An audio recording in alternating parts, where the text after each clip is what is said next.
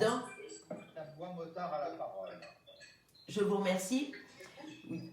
La crise sanitaire que nous traversons aujourd'hui se double, vous l'avez dit, d'une crise économique dont l'ampleur va laisser des traces longtemps. C'est la raison pour laquelle il était important dès aujourd'hui d'accompagner ces acteurs économiques afin qu'une fois la situation sanitaire réglée, et on sait que ça va prendre hélas beaucoup de temps, nous ne sommes pas au bout de nos souffrances, que ces acteurs puissent continuer à jouer leur rôle dans le redressement du pays.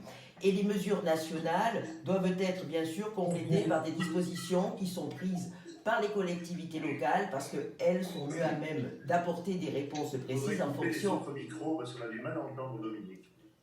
Ah, merci. Je dis en fonction des besoins de leur territoire, elles sont les mieux à même à prendre des décisions. Donc je pense que de ce point de vue, les délibérations que vous nous proposez aujourd'hui, sur l'ensemble des délibérations, après je dirais un mot plus particulièrement de celle-ci, elles sont les bienvenues puisqu'elles concernent essentiellement la situation économique. C'est vrai que c'est un petit peu gênant les bruits parallèles. Donc elles concernent essentiellement la situation économique des petites entreprises, les plus petites des entreprises, et donc je les voterai dans l'ensemble, bien sûr que les vœux qui complètent ces délibérations. Je voudrais m'attarder sur cette délibération-ci, notamment, enfin je dirais plus particulièrement sur la situation des artisans qui, pour la plupart, ne peuvent plus travailler. Les aides que vous avez prévues concernant les loyers professionnels pourront leur bénéficier, plusieurs dispositions, hein. Et c'est une bonne chose. Mais je m'inquiète pour ceux, souvent des micro-entrepreneurs, vous les avez cités, qui exercent leur métier sans avoir forcément un local professionnel et qui utilisent comme base pour leur activité leur logement privé ou qui parfois louent simplement un garage pour entreposer du matériel. C'est notamment le cas de nombreux petits artisans qui travaillent dans le bâtiment.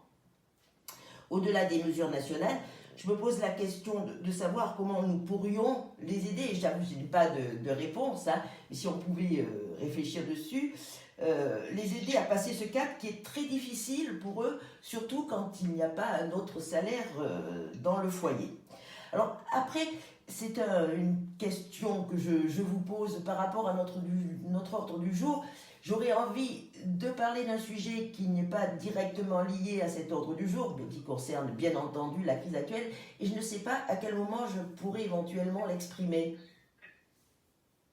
Bon, faites-le maintenant, mais vous savez c'est pas long, la réunion du bureau a pour objet qu'on examine ce qui est délégué au bureau. Bon, très bien, donc je n'insisterai pas là-dessus. C'était en séance plénière. Non, je sais, mais c'était simplement, je vous enverrai un courrier à ce sujet. C'était par rapport aux enseignants. La situation est urgente, qui ont des gros problèmes de connexion actuellement, et je pense qu'avec l'éducation nationale, il faudrait essayer de régler le problème. Ah, pardon. Oui, c'était simplement, mais je vous enverrai plus de détails dans un courrier, Monsieur le Président, à propos de la situation des enseignants et par contre-coup des élèves qui sont censés donc faire le travail à distance, qui ont des gros problèmes de connexion actuellement et des gros problèmes de transfert de documents, car leurs boîtes mail professionnelles ne sont pas efficientes. Donc, voilà, c'est simplement pour qu'on voit avec l'éducation nationale s'il est possible de faire en sorte d'améliorer cette situation, parce qu'ils perdent un temps terrible avec la surcharge des connexions. Je vous remercie. Je suis conscient de ça.